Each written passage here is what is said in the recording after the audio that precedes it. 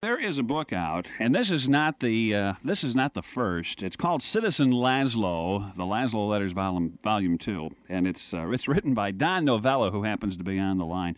Don, I was looking at this thing, 2 nights ago, and I started laughing out loud. My wife said, "What are you doing?" And I showed her. She started looking at it, and she started roaring.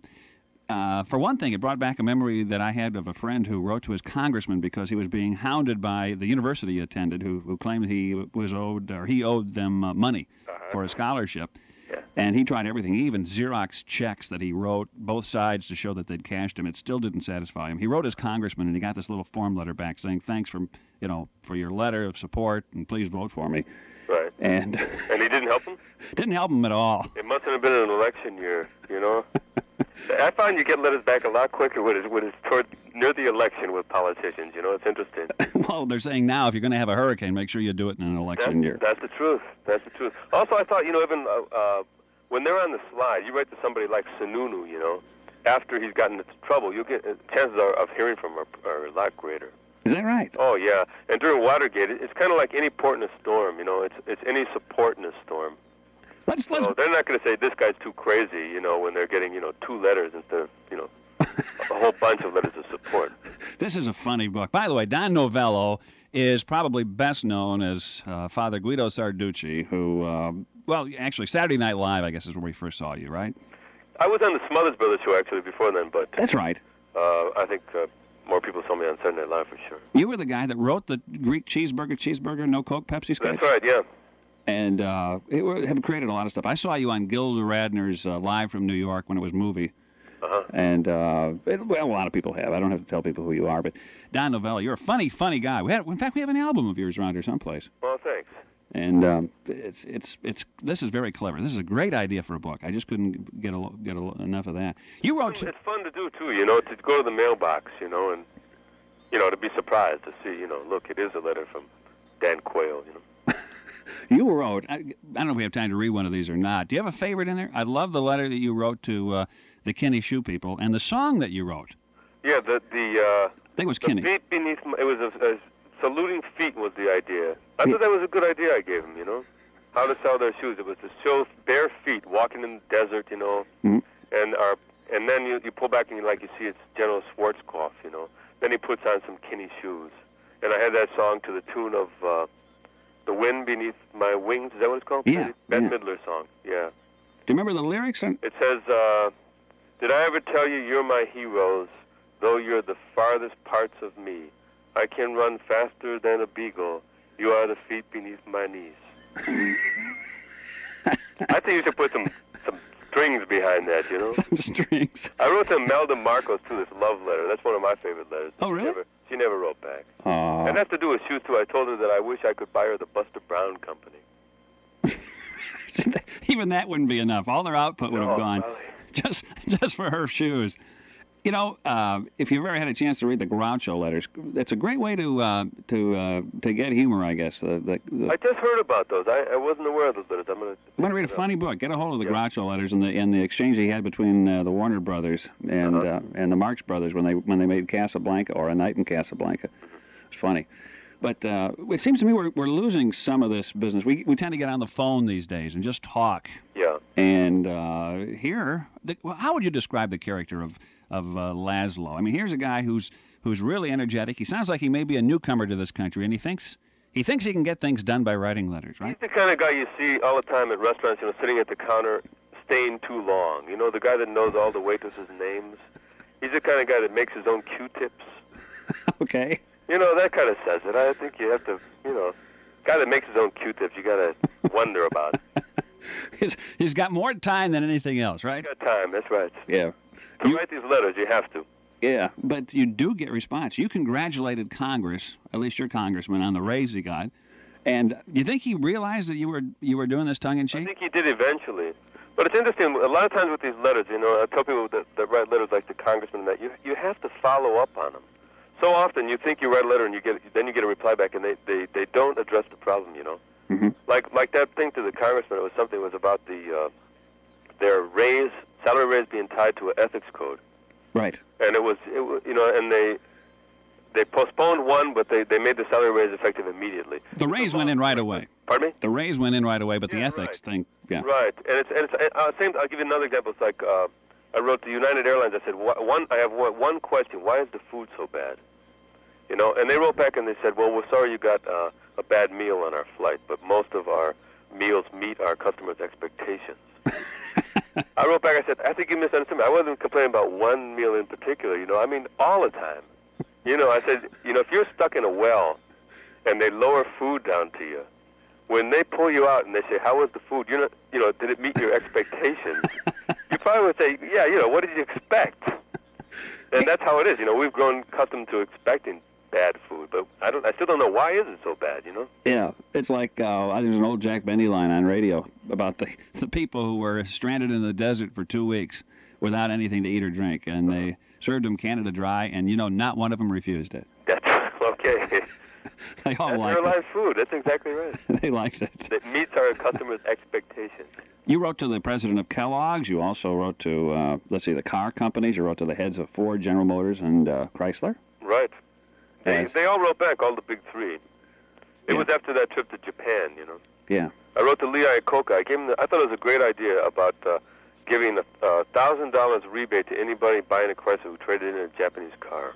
And then I said you should take these Japanese cars and sell them to the Japanese. They don't want to buy American cars.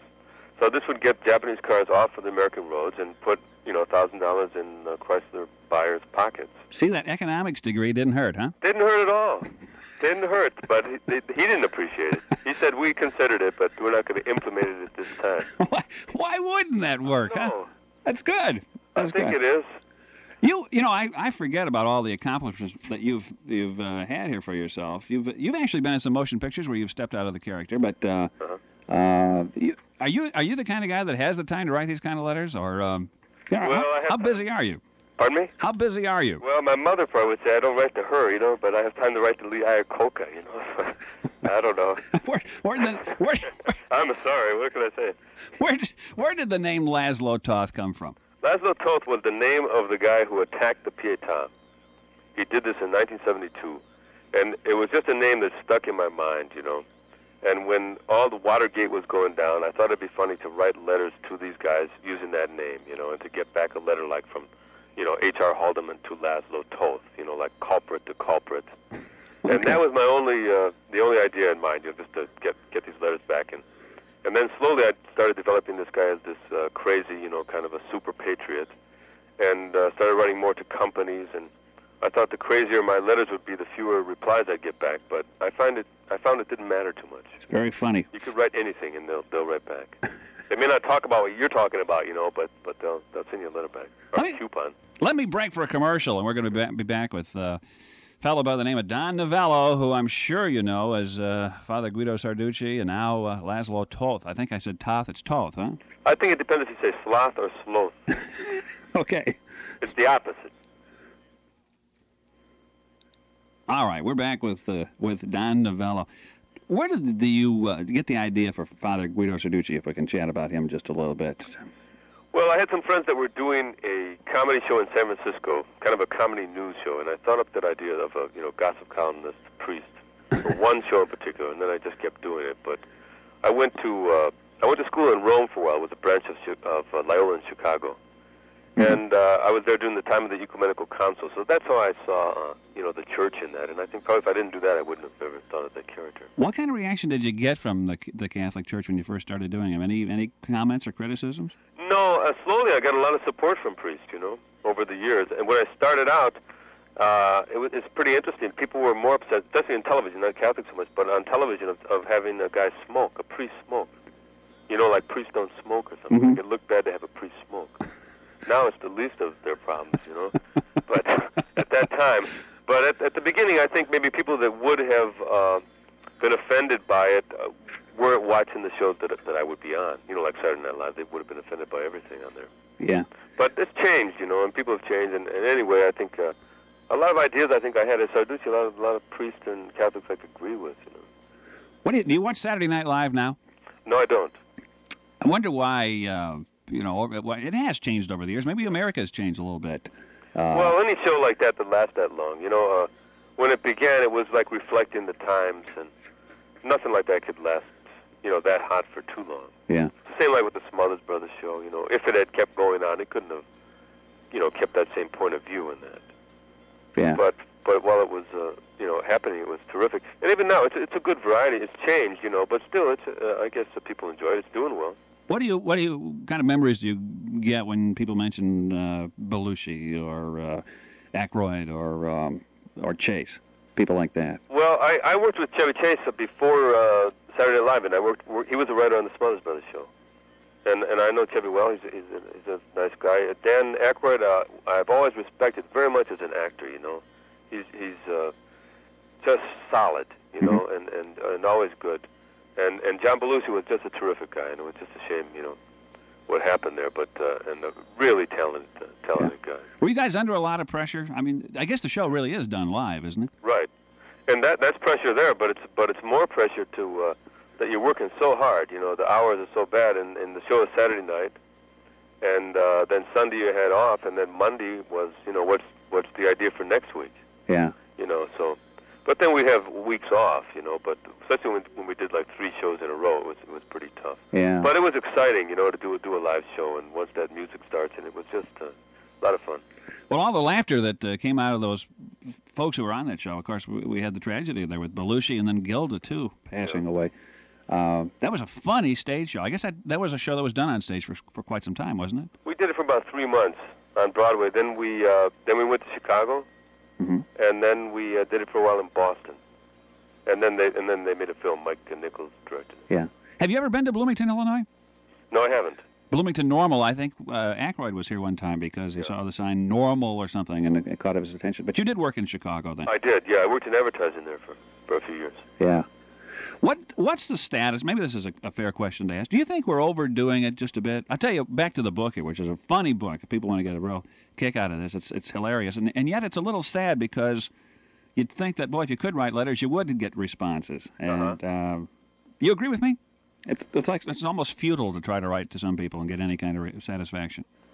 Well, sometimes. I don't know. You know, it's bizarre. A lot of times you write to the president of these companies, you normally get a letter back from their consumer department, right? Yeah. Sometimes it goes uphill.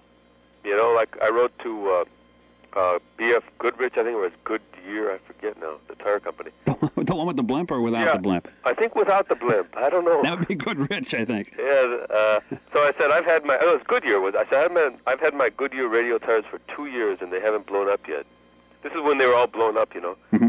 I wrote to the vice president of Radio Tires. I got a letter back from the president saying, you know, thank you so much, you know, for this letter, you know. And so when it's something when you compliment them or something, you know, it goes uphill. It was like that was quite an accomplishment. 2 whole years. Yeah, exactly.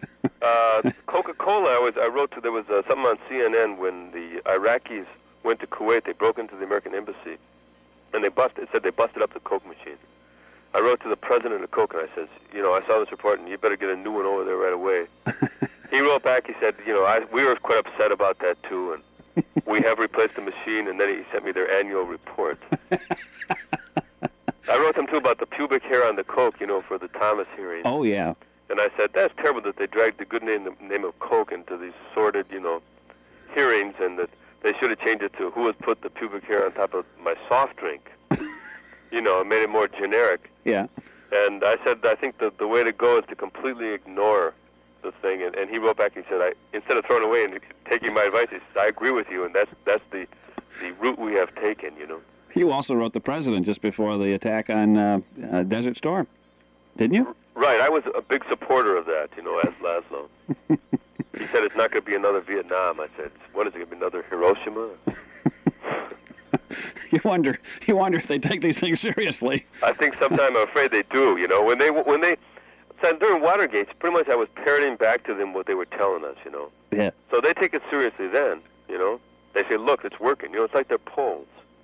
You know, in a way, it is a poll. You know, getting letters, and then they multiply how many they've got, how many people it represents. Yeah. So it's a poll in a way. It's a funny concept, and I know we only have another minute or so, and then you're doing a whole bunch of these today. But I had a chance to talk with Tommy Smother. I wanted to ask you about your idea of comedy, and are we overdoing it?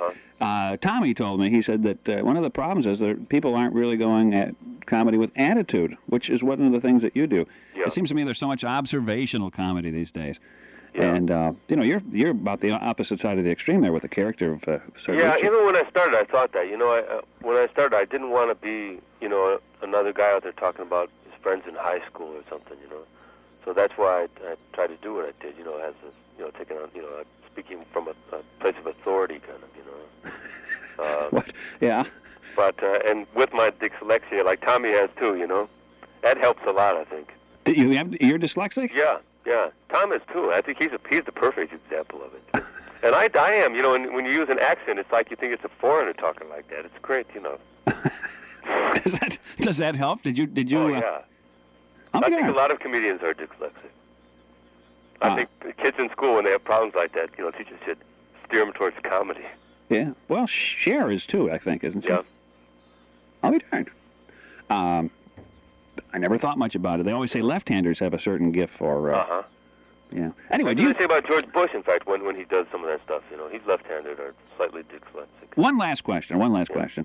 Do you think we're overdoing it with the vice president jokes, or is it possible to overdo it? Are we getting comedy out here with comedy everywhere? Well, if it's overdone, it won't work, But I think Quayle kind of, what can you do when this guy keeps doing that? Sometimes you may really try to avoid it, but you can't help it, It's just there. It is there. It's like shooting fish in a barrel. Yeah. Don Novello, lots of luck with your continued success, man. You're a funny guy, and I get a real kick out of the work you've done. Well, thanks a lot, Ken. And the name of the book is Citizen Laszlo, the Laszlo Letters Volume 2, published by Workman. I hope we get the chance to talk down the road again sometime. Okay. Thank you, Ken. Thank you. Bye. Bye-bye.